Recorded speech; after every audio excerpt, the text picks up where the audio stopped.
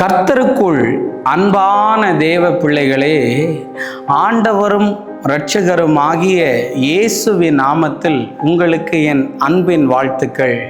நீங்கள் எல்லாரும் நல்லா இருப்பீங்கன்னு நான் இயேசுவின் நாமத்தினால விசுவாசிக்கிறேன். உங்களுக்காக ஜெபித்து கொண்டிருக்கிறேன். இந்த நல்ல நாளிலேயும் எபிரேயர் 11வது அதிகாரம் அதனுடைய 1வது வசனத்தை வாசிக்கிறேன். விசுவாசமானது நம்பப்படுகிறவர்களின் உறுதியும் காணப்படாதவைகளின் நிச்சயமா இருக்கிறது என்று எழுதியிருக்கிறது. இன்னைக்கு என் மெசேஜோடைய தலைப்பு என்ன தெரியுமா? உயிரோட்டம் உள்ள விசுவாசம் என்று பேச விரும்புகிறேன். ஏன் பிரதர் உயிரோட்டம் உள்ள விசுவாசம்னு சொல்றீங்கன்னு நிறைய பேர் என்கிட்ட கேட்கலாம். ஏன்னா நிறைய பேருக்கு விசுவாசம் இருக்குது, அந்த விசுவாசம் சாவர நிலைமையில் இருக்குது. நிறைய பேருக்கு செத்தே போயிருச்சு. ஆனால் இன்னைக்கு ஆண்டவர் சொல்கிறாரு, நீ விசுவாசமானது நம்பப்படுகிறவர்களின் உறுதியா.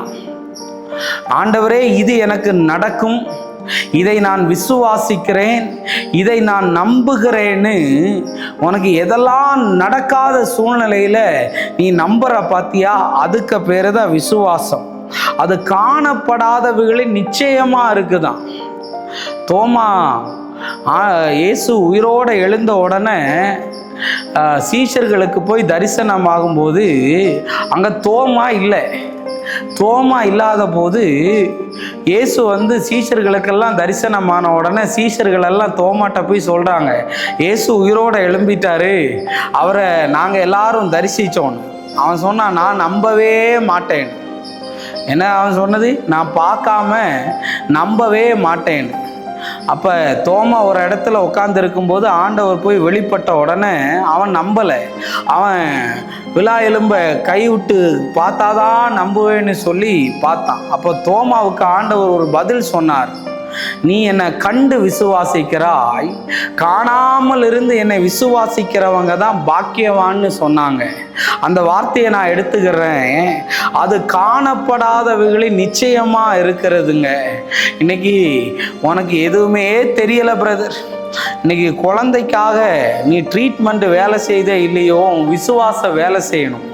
திருமணத்துக்காக நிறைய தடைகள் இருக்கலாம், ஆனால் உன் விசுவாச வேலை செய்யணும்.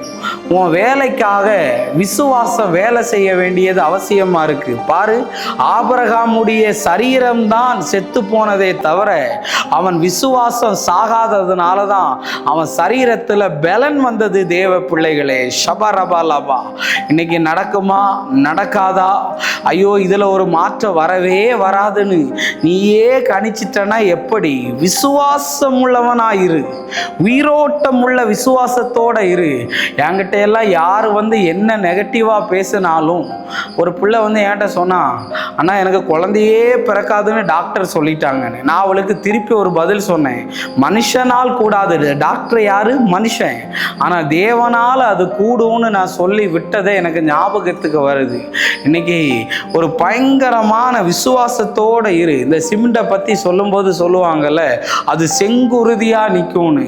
அந்த சிமெண்ட் கூட ஏதாவது மலையிலேயோ வருஷ கணக்காக போன உடனே இத்து கீழே விழுந்துடும். உனக்குள்ள இருக்கிற விசுவாசம் பாரு, செங்குருதி மாதிரி நிற்கணுங்க. எது நடந்தாலும் நடக்கலைனாலும் நான் அவரை தான் விசுவாசிப்பேன்னு நீ நின்று பாரு. உன் வாழ்க்கையில் இருக்கிற தடையெல்லாம் உடஞ்சி உனக்கு முன்னாடி ஓடி அற்புதத்தை செய்வார். இல்லைன்னா ஜோம் பண்ணி பார்த்தேன், பாஸ்டரை வச்சு ஜோம் பண்ணி பார்த்தேன், வல்லமை உள்ளவங்ககிட்ட போய் ஜோம் பண்ணி பார்த்தேன், நடக்கலையேன்னு. எல்லாரும் ஜோம் பண்ணும்போது நடக்கும். உனக்கு விசுவாசம் இருக்கா? நீ விசுவாசத்தோட இயேசுவனுடைய வஸ்திரத்தை தொட்ட போதுதான் வல்லமை போச்சு.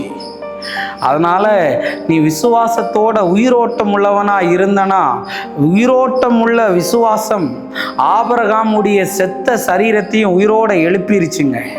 அந்த மாதிரி ஒரு அற்புதம் உனக்கு நடக்கும். நம்ம ஜெபிப்போம். அன்பான நல்ல ஆண்டவரே, இந்த நேரத்துக்காக நன்றி சொல்கிறேன்.